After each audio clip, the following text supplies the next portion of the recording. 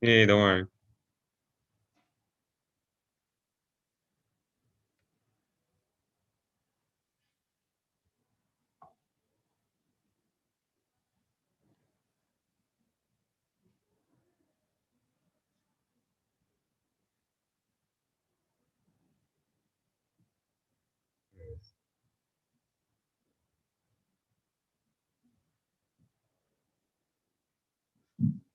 Okay.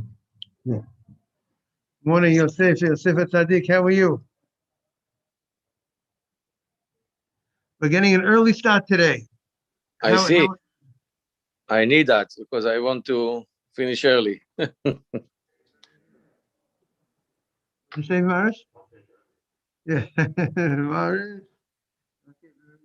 Um, Rabbi, it will be good if you summarizing the yesterday class, like in 2 minutes, and then start so we can connect it. morning. Boker Tov. Yes, okay. Today, just Yosef asked that we should summarize over yesterday. Yesterday we learned in Lamed Hey and base to Lamed Vav, and we spoke with an important principle regarding Ikka and Tafel. We spoke about the fact when you have an item, and it's the main item and something secondary to the item, you make a bracha on the main item, not on the secondary item. As the Gemara illustrated with the story, if you have bread and you put oil on the bread, you will not make a separate bracha on the oil. You just make a bracha on the bread, and the blessing on the bread would cover would cover the oil.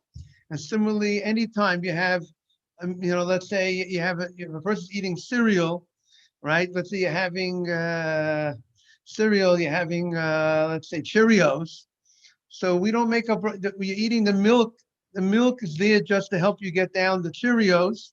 And the Cheerios is considered the main item. And we don't make a bracha, I don't know about as far as but we don't make a bracha on the milk.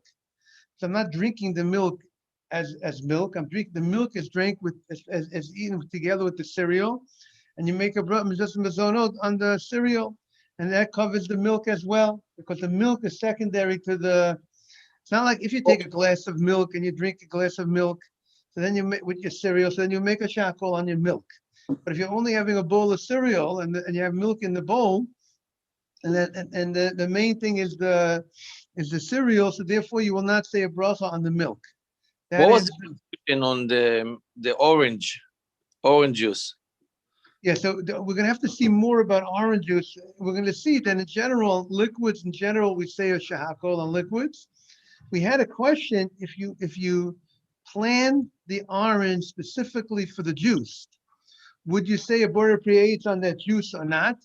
Or we would just say shahakol? It seems that the customers we all say shahakol, even for, it would seem that's the custom for, even if you planted the oranges for the juice.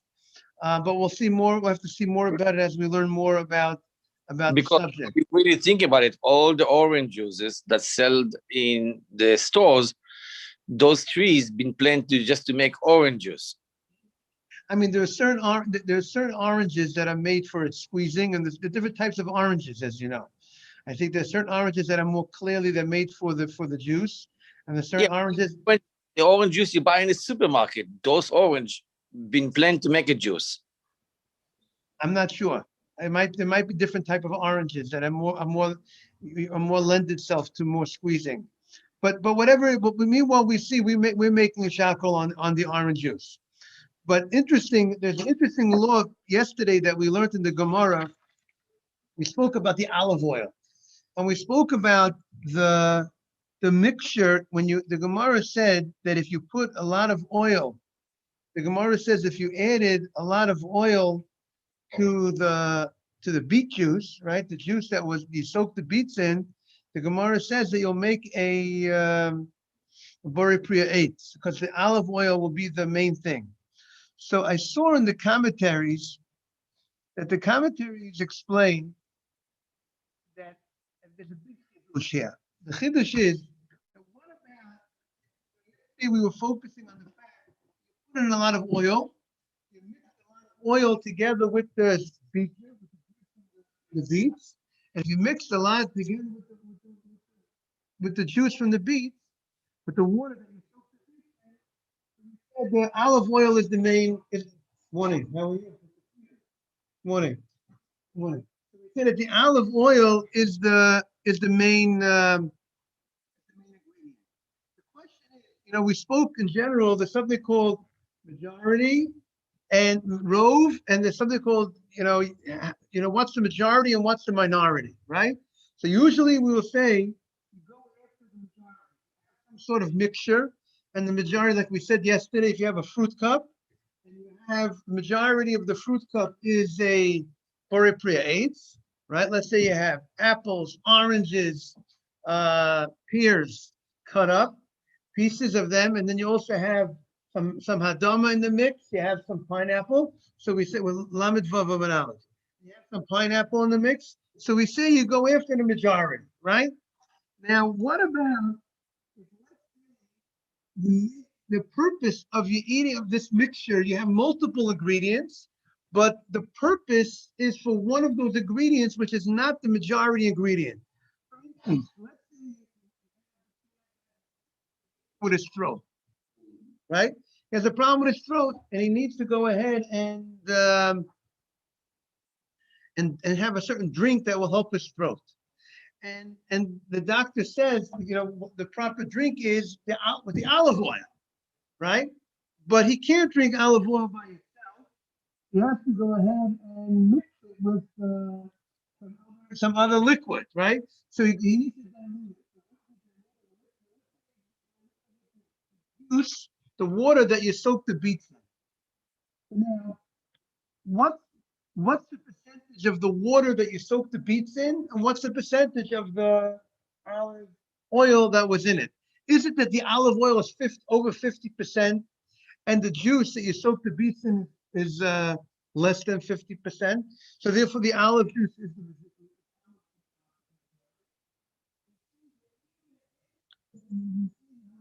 even if, let's say, it's 60% water that you soak the beets in. And if you soak beets in water and then you remove the beets, that water is a shahako. Now I have 60% of this drink was made out of that type of water and 40% out of olive oil. So who's the winner? Right? And the majority in that case would have been the water. However, if Dalit, it says the following. I want to read you the language from the Mishnah Berurah. Reish Beis Sif Dalit. The Shulchan Aruch said that if you mix with the olive oil with this juice from the beets, therefore, as a result of that, the olive oil won't damage you, because or else it will damage you if you wouldn't mix it with something. It helps the throat if you have a problem with your throat, and therefore the olive oil is the main thing. So the Mishnah Berurah says, because this olive oil is very soft, it softens and it heals the throat.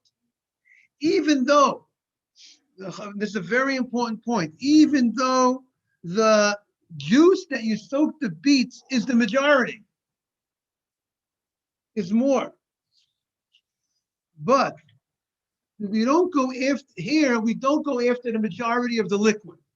Rather, we go, what was the main kavanah? What was your main purpose?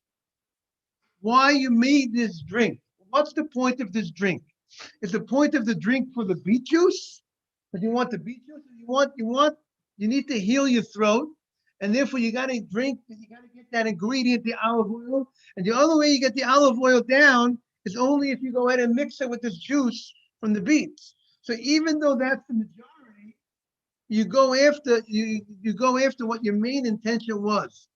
And the second thing will become patur with the bracha.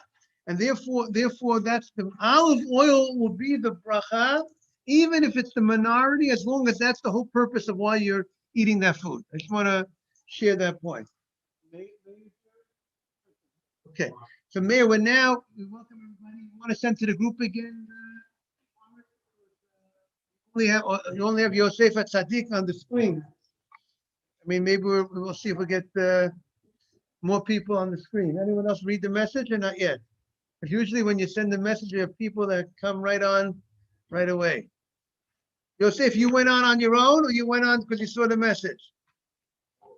You were waiting. You were already waiting. No, no. So I saw the message. Okay. Very good. We're now on Lamed Vav Amud Aleph. By the way, anytime you need to leave, you can leave. We don't hold hostages. It's not Iran. So don't feel you're not or North Korea. We're not, you don't feel bad. Anytime you need to leave, okay? Every minute counts. That's our mindset over here. Okay. We are now starting a new piece on Lamed Vav Amud Aleph, 36A. Kimcha dechiti, about 8 or 9 lines from the top. Okay, we're gonna be talking about the flour of wheat. Kimcha dechiti. You have it. You see the 2 dots. The first word of the line is bruchi. 2, 4, about 8 lines from the top. May you have it on Lamed Vav Aleph 36A. The first word of the line is bruchi. Okay, bruchi. Kimcha dechiti. The Gemara is talking now about the flour of wheat. What is the law regarding flour of wheat? What does that mean? You ground the flour, and some learn the Gemara is talking actually about one rabbi. Some learn the Gemara is referring to actually about raw flour. That means the flour that you go ahead and you buy in the store. And you go ahead and if you go, what bracha would you make on that flour? That's how some understand the Gemara. Others understand we're talking about taking that flour and you put it into the oven. You put that flour and you toasted that flour. You gave it a little of a taste that makes it more edible and so on and so forth. The different opinions understand exactly what the case of the Gemara is talking about. Some learn the Gemara is talking about the case is flour that you didn't grind so well, and it still has the taste of the wheat. So there's a whole discussion exactly what is this case. Morning, Ariel. Shalom Aleichem. What is this case that we're referring to about the flour of the wheat? And it's important to note, we're talking about wheat flour, not barley flour, right? That's just we're going to see why it's going to play a role. So we have a question of what's the bracha on flour, wheat flour, what's the bracha? Again, what exactly is the case is a matter of dispute. Are we talking about the flour you go to the store, the wheat flour after it was ground up? Or we're talking about the flour that wasn't so well ground? Because if you take a piece of wheat and you eat a piece of wheat raw, that bracha is hadama. The bracha on a raw piece of wheat is hadama. Now the question is, since you ground it, but maybe you didn't grind it perfectly, according to one opinion, one understanding of the Gemara, is the bracha still hadama, or is the bracha shahakol? That's the question. What bracha do you say on this piece of wheat? The guy's hungry. He's not waiting until he goes ahead and he bakes it and he makes the whole roll out of it and proper bread of it. So kimcha dechiti. Rabbi Yehuda Amar borei priyadama. Rabbi Yehuda says that the bracha for kimcha dechiti is borei priyadama. It's the God created the fruit of the ground. Where does wheat grow? It grows on the ground. You didn't make it into a cake or anything like that, into a noodle. You went at it with flour. So it's just like if you would eat wheat raw. Take a stalk of wheat raw, you make a bar priyadama. So too, you make a bar priyadama also when you go ahead and you have this flour. That's, even though it was ground. That's the opinion of, good morning Avraham, and good morning Shmuel. That's the opinion, that's the opinion of the first opinion in the Gemara Rabbi Yehuda. Just to bring everybody up to date, we're talking about flour. You ground flour, you didn't bake it properly. What's the bracha? So one said say a bar adama, just like on raw flour. If you take a raw piece of wheat, not flour, raw piece of wheat, you say adama. On flour, you'd also say Adama, ground flour. However, Rav Nachman Amar, Shakol Nieh B'dvaro. Rav Nachman says, you say a Shakol because you changed it. If it was a raw piece of wheat, just came out from the ground, and you made a brach, you want to say a brach on a raw piece, you must be really hungry. Want to know? I'm sorry. No, whatever you do Must is be fine. really Now hungry to I'm eat a raw totally piece of fine either meat. way. If you Me eat too. I'm good. the I'm meat, good either way you want. what's the Really. brach on a raw piece of meat? Yeah, Hadamah. it's good either way. It's a fruit of the ground. But once you changed it, you ground the piece of Thank wheat, you. and now it went into something else. It's no longer hadamah. It's no longer hadamah. That's what he says. What is the bracha now? The bracha shako. Okay, that's the Gemara says. Now the Gemara will clarify this a little bit more. The Gemara says the following: Amalei Rava Rav Nachman. Rava says to Rav Nachman, Lo tiflo alei de Rabbi Yehuda. Don't argue on Rabbi Yehuda. Meaning to say, you, Rav Nachman, you disagree with Rabbi Yehuda. You say the bracha shako.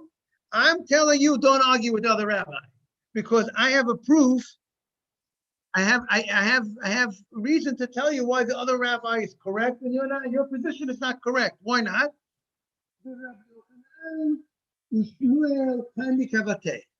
Because we have two great rabbis. Yochanan was like one of the leading rabbis in the Holy Land. Rabbi Yochanan and Shmuel Kami Kavate. They both say like the rabbi, like Rabbi Yehuda. So don't argue with him. You're not only going against Rabbi Yehuda when you argue, you're going against two of the great rabbis that agree with Rabbi Yehuda. So you got to go with the flow. I think you got to go with this is the proper flow. You got to go with the majority. If these great rabbis, leading rabbis say, go with them. You don't want to argue on the other leading rabbis as well. The Amar Rabbi Yehuda Amar Shmuel. Rabbi Yehuda said in the name of Shmuel, and I would say Shmuel is from Bavel. He's a leading rabbi in Bavel, like Rabbi Shmuel. And then you have a Chinam or Rabbi Yitzchak or Rabbi Yochanan. Rabbi Yochanan is a leading rabbi in the Holy Land of Israel.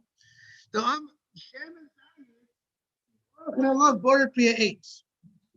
Olive oil, since you planted the olive for the oil, and the olive oil, you say a Borer Priya 8 on the olive oil. Now, it started out as an olive, but then you changed the olive and you made it into oil. There was a change in the product. And yet the blessing, the bracha on the remains. It didn't lose the blessing that it got in the raw state of an olive. The raw state of an olive is a Borer Priya 8. And and the olive oil is also a Borer Priya 8. So too, he wants to say the same way the rabbi said by olive oil, you say a Borer Priya 8, it would seem that the rabbis same rabbis would say by the wheat that you ground and it's raw and it's now in the raw stage of wheat and now it's flour, it should retain the bracha that it was before you ground the wheat.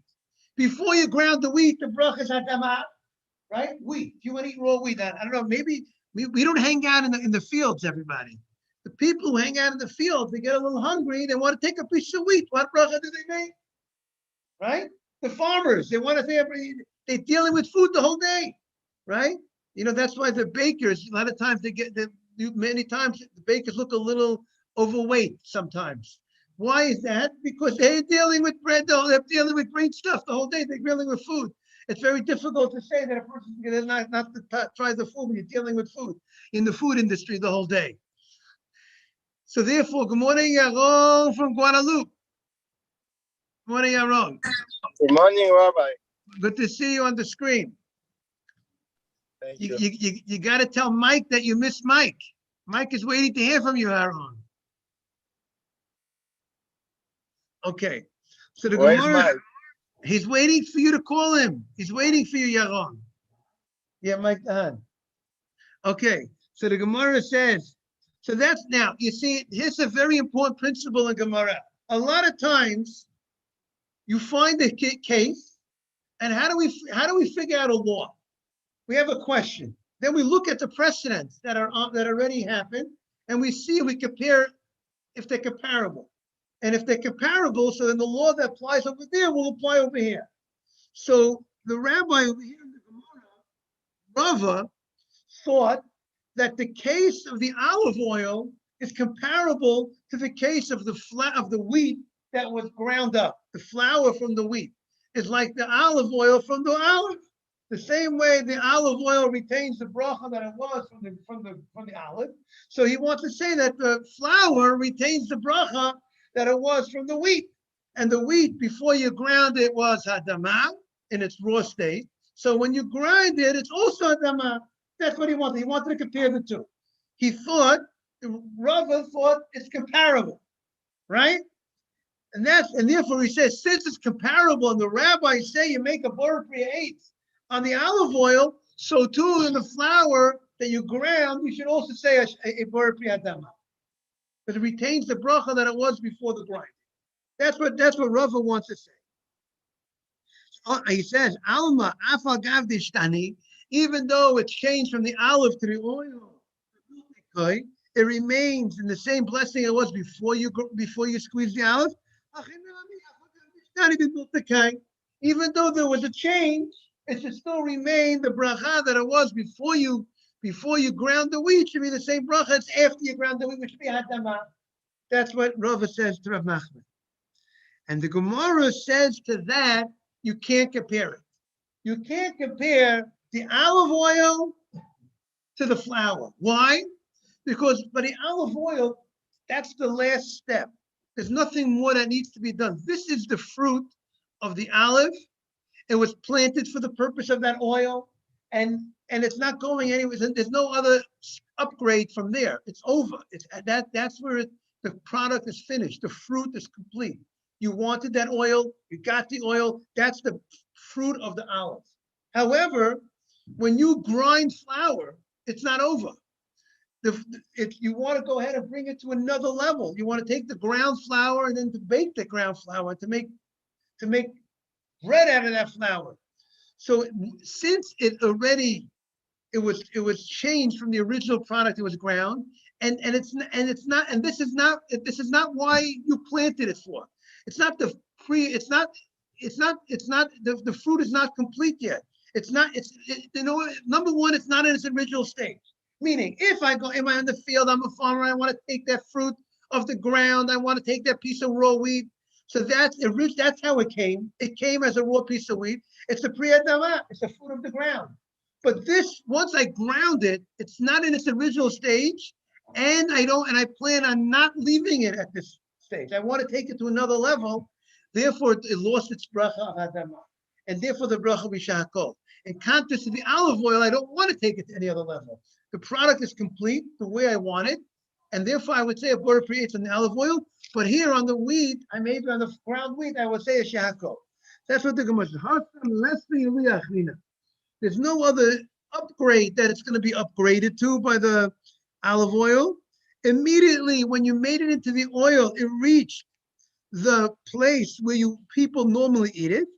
And since you planted the olive for that oil, therefore the oil is considered the fruit of the olive. But over here by the wheat, you want to bring the flour to bread. And since you want to bring it from flour, good morning, good to see you. Okay, so since you want to bring the flour into bread, and it's not there yet, so you can't say a bar priya hadamah because you already ground it, changed it, you changed the product, and it didn't reach where it needs to go. It still has another step to go. Therefore, you don't say a bar priya hadamah on the flour. The raw flour, you go ahead and you would say a shahakol niyeh b'dvaro. That's the. Now, by the way, what do we see from this Gemara? Remember we spoke about Ariel. It's not enough to say we have all this. What bracha do you make? What do you mean, Rabbi? Let's just say a shahakol. We can avoid everything. Say shahakol, and you're good. The answer is that's not the way to go. The way to go is you got to know what the right bracha to make. If it's a shahakol, hadamah. Right. There's a way to do it. I mean, a person shouldn't say, you know what, I don't need to learn Hilchos Brachot. I'll make a shahakol and everything. No, that's wrong. That is forbidden. That's laziness. Very good, Akio. It's laziness, and it's not the way the Chachamim instituted special brachot for different foods, and you got to do it the way the Chum said. It's only when you have no choice, you're stuck. You can't find out, you can't verify what the bracha on the food is. Then you go ahead and you say shahakol. Now the Gemara challenges what we just said. The Gemara continues. You're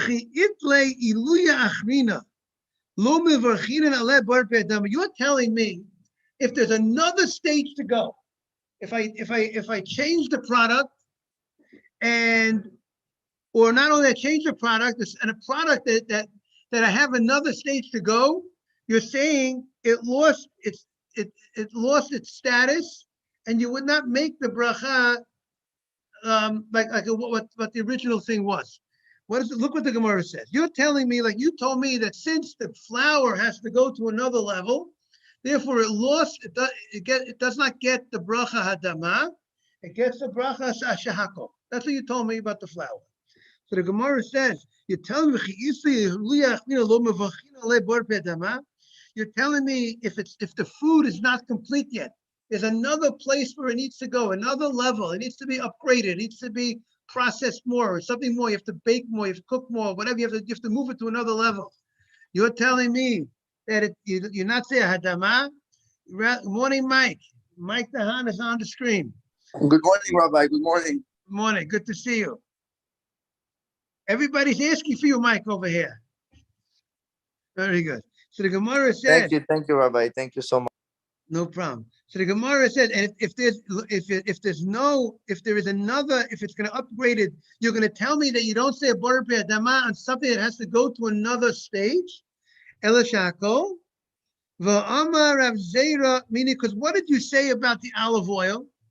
The olive oil, you said, because it doesn't need to go anywhere further, you make a border prayer 8. The Gemara says, va'amar Rav Zera amra masna mashmuel. Akara chaya.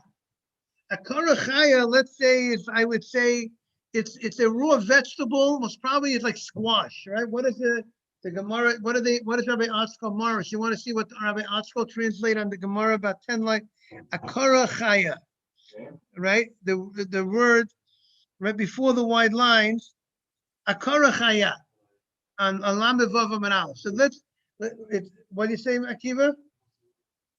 So it's a certain vegetable. This vegetable that you can't. It was probably it's gourd or something. You can't. Pumpkin. Oh, okay, pumpkin. Okay, they translate it as pumpkin.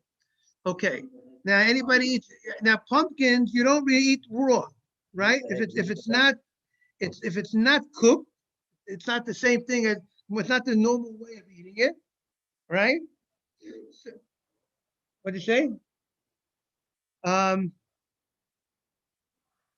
You eat? Let's see. Because they're not eating raw. It's really eaten when you cook it. You cook the pumpkin. I never ate pumpkin. I don't know anybody ever eat pumpkin. How do you eat pumpkin? They cook the pumpkin. No, they have to cook the pumpkin. So the Gemara says certain fruits you can eat raw. This type of food is talking about this. It's not eaten raw generally. So akara chaya on this pumpkin or kimcha desari or barley flour. Because this pumpkin, the way to eat it, you eat it cooked, and therefore, if you're eating it in the stage which is not the good state, the positive stage of the food. Right, it needs to be brought to the next stage. You will not say a borei pri adama on the pumpkin. You would say a shahakol ni'ebet varo on that pumpkin, because it's not in its normal way that you eat it. Right? You don't eat it. That's not the normal way that you eat it. If you take a food that in its raw stage you can't eat it. It's not edible in its raw stage, and only when you cook it will be edible. You will not say in its raw stage the bracha that you would say when it's cooked. You would say a shahakol, because it's not the real fruit. The fruit is if the food is only eaten when it's cooked, so then when it's cooked it will get the proper bracha, the borei pri adama, but it will not get the bracha when it's raw of adama. It would have to be a shahakol in that case. So So the kimcha, now flour of barley flour, we're also saying is also shako. Have a great day, Sammy. Barley flour. I mean, if you go ahead and you make barley soup, then you make a mezonot on the barley soup, right? Barley is not made to be eaten raw. It's not made to be eaten raw. And and if I ground up the barley, and while it's barley flour, right? Something called wheat flour from wheat. Flour from barley is barley flour. What's the bracha on barley flour? So it says the bracha is shahako. The bracha is shahako. So the Gemara says, my love. What is the reason for this? Barley soup is mezonot. Barley soup is mezonot, and also the bracha achona for barley. If you have barley for dinner, for supper, it's barley. It's ala mechia. Barley is one of the 5 grains. Wheat, barley, oat, spelt, and rye are the 5 species. And the bracha rishona is mezonot. God bless you. And the bracha achona is ala mechia. Good. So now, it says you make a shahakol on the flour of barley flour. Now, I don't think barley flour tastes so good. Obviously, it's also similar to the wheat flour that we were discussing before. Either it's you didn't cook it yet, or maybe you roasted the wheat flour, but it's still not. It's not the most delicious type of food. I don't think. What? Barley mezonot. If you eat egg barley is a food people eat, right? Barley is mezonot. The normal barley that we're eating is barley is cooked, right? You make a soup, right? That's the normal barley that we eat. That's mezonot and ala mechia, right? So now the Gemara says, my love, most probably the chiti. Chiti, wheat is more chashuv than barley, right? More important is wheat than barley. You know, on the second day of Pesach, we're now counting Sfirat Omer. What was the korban on this? The korban Omer was made from barley, okay? That they brought from barley to the Beit HaMikdash. On Shavuot, we bring a mincha made out of 2 lechem, 2 breads made from wheat. Why is it on the second day of Pesach, the Omer? We're counting from the day they brought the Omer. Why is it that the Omer, the korban that was brought on the second day of Pesach, was made from barley, and the korban that's brought on Shavuot was made from wheat? And generally, we know that people eat wheat much more than barley. Wheat is much more of a human type of food on a regular basis. Barley is something that they also give to animals to eat. You know, animals eat barley. That's more of an animal type of food. So why should we bring a korban from barley? Why did the Torah say bring the korban made out of barley? Why did the Torah say bring the korban should be made from wheat? So the Sefer Chinuch says a beautiful idea. We came out of Mitzrayim on Pesach time. When is the korban omer brought on the second day of Pesach? We need to realize when we came out of Egypt, before we got the Torah, we have some resemblance of animals. We're like animals. We don't have proper mindset, proper understanding what we need to do in life without the Torah. But when you go ahead and you receive the Torah, right, Ariel, on Shavuot, then you're a real man. Then you're a real human being. Then you get man's food, human being's food. You get wheat. That shows you turned into a real person. But before you have the Torah, you have some similarities of an animal. The animal goes after its desires. It's an animal. What do you expect from an animal? It's all about desires. So therefore, that's what you need to realize what you are. And that's the process. Now we're in the Omer time. That we're trying to transform ourselves from the animal side of us to become a real human side of us. That should be dominant and prominent. That's that's the process that we're doing now. So the Gemara is thinking the fact that he spoke about, the fact that said in the name of Shmuel, that barley flour, you say a shehakol. What does it imply?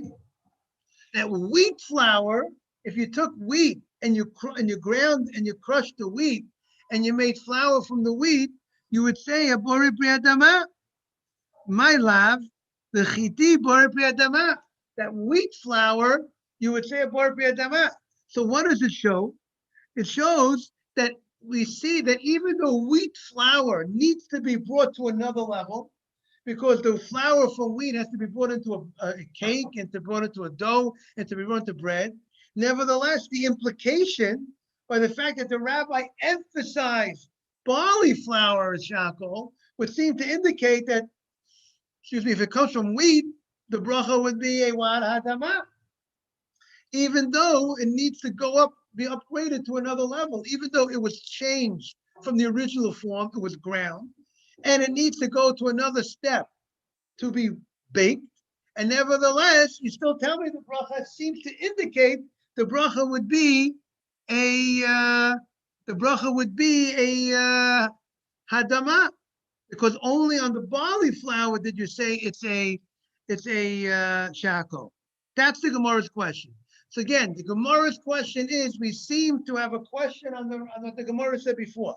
The Gemara said before, if you take a raw product that grew and you ground it, if it needs to be brought after the grounding to another stage, it loses the blessing of its raw stage of Adama and it turns into a shakol. And now the Gemara seems to indicate that there's an implication that that's not so.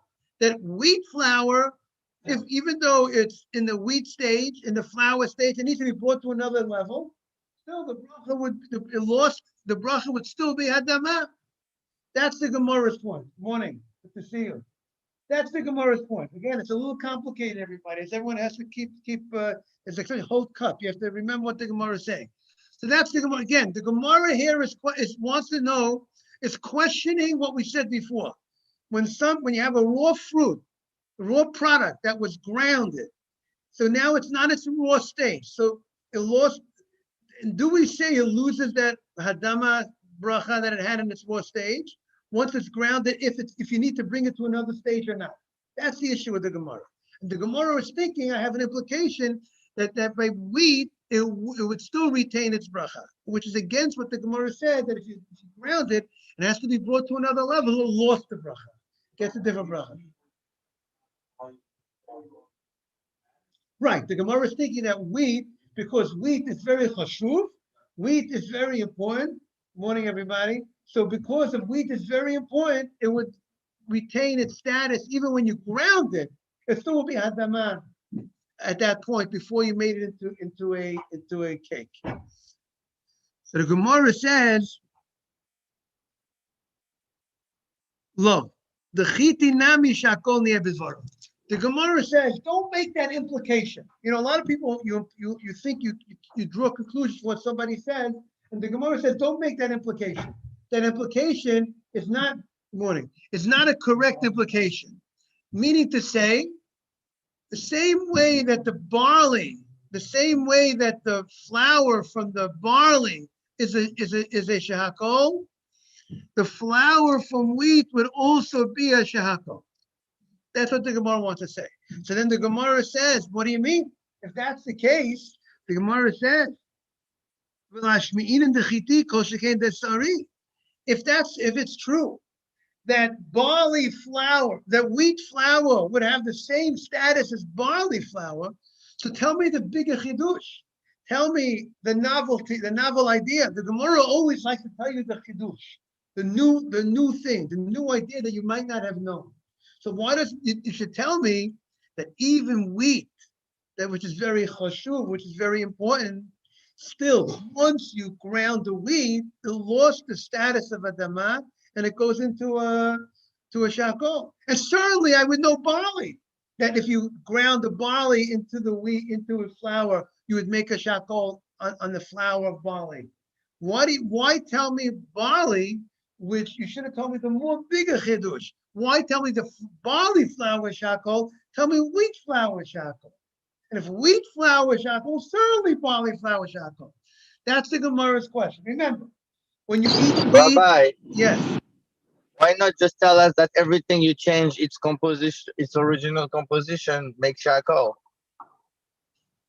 because we found that there are certain, but it's not always the case. We found that you take an Olive oil is not a coal. olive oil, you No, change on the it. exception, of the what's it called, of the geffen. I think the geffen is an exception. Olive oil is an exception. Olive oil would be a butter per eighth, we said. So the Gemara, the Gemara says, yes. Again, olive oil is eighth, but we said you can't drink olive oil by itself.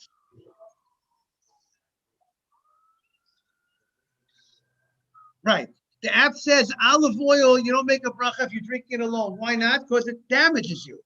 If you would drink olive oil, if you drink something that you have no pleasure, no enjoyment, and it does damage to you, you don't make a bracha on such a thing. If a person drinks what, right? Is that what we learned yesterday? Morris likes the app. He got a good app on brachot.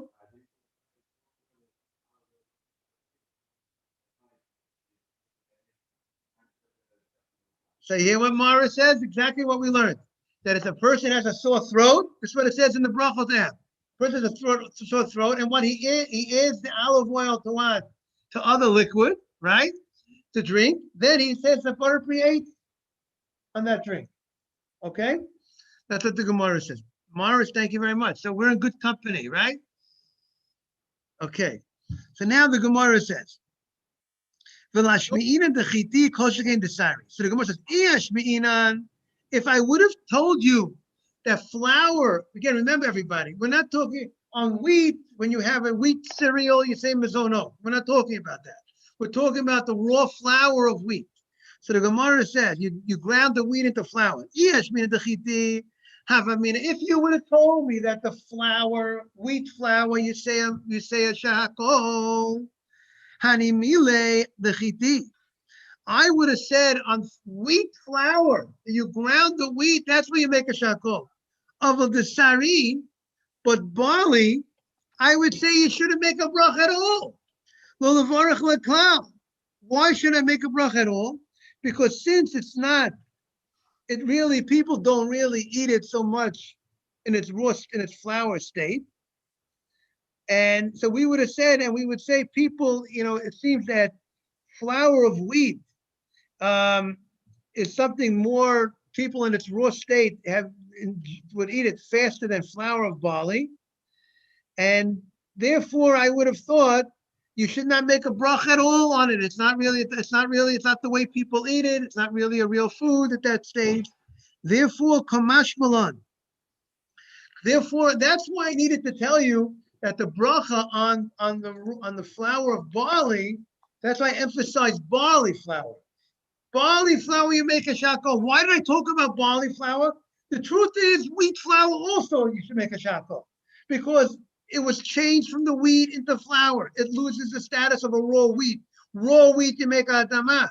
Now that it changed its status and you plan on bringing it to another level, shakol, both by wheat, both by barley. So why did I tell you barley? Because I needed to tell you a chidush. You might have thought that on barley flour you shouldn't make a bracha at all. That's what you might have thought. And I needed to teach you that's not the case. I needed to teach you again. We are not farmers. But you're in the farm, you ground up the barley and you want to eat some of it. You're not waiting for it till you're hungry. You're out in the field. You want to eat something. So it's a cut, today we see flour, we see it in the 5-pound bag. That's how we see flour, whatever. But you're out in the field and you're hungry. So now, of course, you make a bracha on barley. I want to eat something. I want to eat. During the war, people were in the forest. They ate whatever they could get. Anything that they could eat, they ate. So what about a guy who wants to eat barley flour? Do I have to say a bracha at all on it? I'm eating it. I'm having something from it.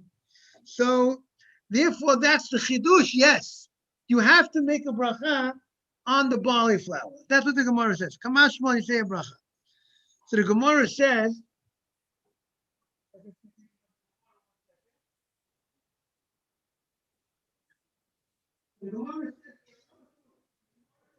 Mikara. What if melech v'zamit? Here I want to see how they would translate, but I see they translate it over here. How is this worse than salt and salt water? What bracha do you say on salt? If a person wants to have some salt, he wants to eat a little bit of salt. Doesn't sound like such a smart thing to do. A person wants to have, he likes salt water. Pesach, they dip the potato in the salt water, and now he said, I want to drink salt water by itself. Okay, whatever. He wants to drink salt water by itself. What's the law if you want to drink salt water? If I want to eat salt, so it says, umigora mi melech v'zamit, and salt water. The Tanya, we looked at it right. Ala melech v'ala zamit umeshakol niyebidvaro. What's the bracha you make on salt? Shakol. Even though it's not the normal way, people don't generally eat salt, right? It's not a common thing that people eat salt. Salt is usually used as a flavoring you add to your food, and nevertheless, there's the bracha shakol. So what do you mean you need to tell me? You would have thought that on barley flour, you don't make a bracha at all. Why would you think you would make a bracha at all on barley flour? You make a bracha on salt, and salt is something that you commonly don't eat. It's not generally eaten, and yet you say a bracha. So why would you think that there would be a difference by barley flour that you needed to teach me that you say a bracha on barley flour? Why would I say barley flour is different than salt? Guy wants to eat salt. Well, yes, Avi.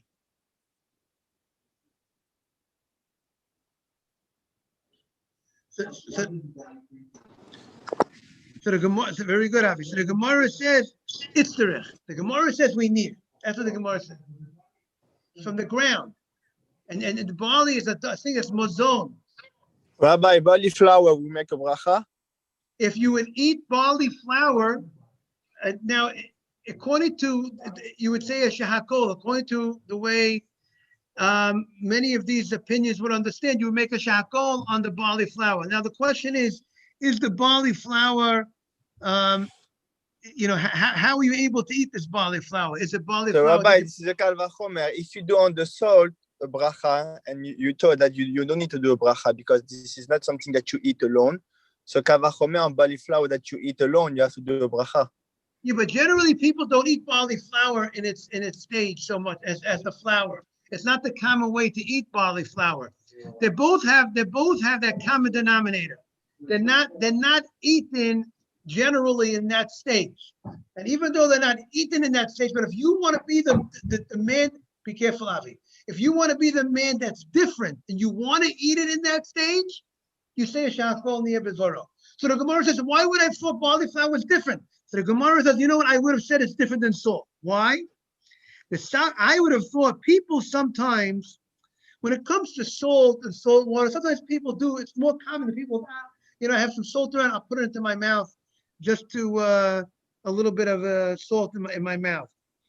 But however, barley flour causes some worms to grow in a person's body. And so it's called tolaim. It causes some tolaim in the person's body. And therefore, we would have thought that on barley flour, you should not say a bracha at all. So the Gemara says the following. I would have thought, salt and salt water, it's more of a thing that people sometimes put that in their mouth. And therefore, because they put it in their mouth, so it's more connected to something that's eaten, and therefore you should make a bracha. You hear what I'm saying, Akiva? Because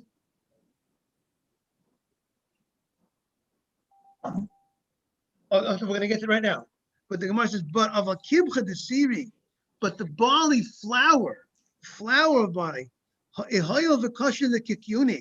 it causes worms to grow in the intestines when you have raw barley flour. So I would have thought you shouldn't make a bracha at all on it, just like Mara said. Raw olive oil is damaging. Something that damages you, you don't say a bracha on something that damages you. So you would have said that this barley flour, since Makiva, it has this negativity to it. It causes damage to you. It creates these worms that grow inside your body as a result of you having this barley flour. I would have thought you should not say a bracha at all on barley flour. And therefore, the Gemara says, the Chiddush is that since you have pleasure from it, you say a bracha on it. So now the Gemara creates Rabbi, this do you say Chiddush. bracha acharona? If you eat more than kazait? But I would think you most probably would say a bar nefashot. But yes, I would think you would say, I would think we have to look it up. We have to look at the halacha. You see, I see that there's a machlokes in the Rishonim. What's the bracha achrona you would say on flour? If you eat Yaron's question, if you would have the raw flour, which we said, the raw flour, you would say, let's say a shakol, what would be the bracha achrona? But regarding over here, we have a big chidush, everybody. Let's say a guy is a diabetic, right? And the doctor says, don't eat this food. It's dangerous for him. It's not healthy for him to eat the food, right? It's not healthy. He can get sick from eating this food. It causes sugar problems. So even though it damages him, a food that's damaging the person, but not only that, if a food that really is not healthy food for anybody, not just a diabetic, it's not healthy. This food is not healthy. Everybody will tell you this food is not healthy for you. But from our Gemara, it seems that even if it's not healthy, but if you have enjoyment, you're eating that food and you have enjoyment, it might cause you to get overweight, it might cause you other issues, whatever it might be, because the Gemara says over here that even though it's going to cause these worms possibly to be created in your body, but if you want to benefit from it and you want to eat this thing, even though it has a negative side effect, it's damaging, but you have pleasure. It's something you have pleasure from. The Gemara says the Chachamim would still institute a bracha because you're having pleasure and you should not have this pleasure, even though it's not in your best interest to have this pleasure, but you should not have this pleasure without saying a bracha. It's not like you're doing a sin. Meaning a guy goes ahead and he eats not kosher food, chas v'shalom. You don't say a bracha on not kosher food. This food is kosher. The only question is, it's not ideal for your health to do it, so they still would say a bracha. Therefore, kamashma kivan isay anamine. Since you have benefit from it, you say a bracha bai bruchi. You need to say a bracha. Okay, I want to wish everyone a great day. It's a pleasure having everybody today. We welcome Mayor Safdie to the class, and we welcome back everybody. And we had a beautiful crowd. Avi is back, and thank you everybody for joining in. All the best to everybody. Thank you. Thank you. Have a good day. Thank you, everybody. We had a Thank minyan you. already today. Have a good day, everybody. Have a great day. Between everybody on the screen and everybody here, we had a minyan of people. Thank you. Everybody have a great day. Thank you. Great Good day, day, everybody. Rabbi. You too. All the best, everybody.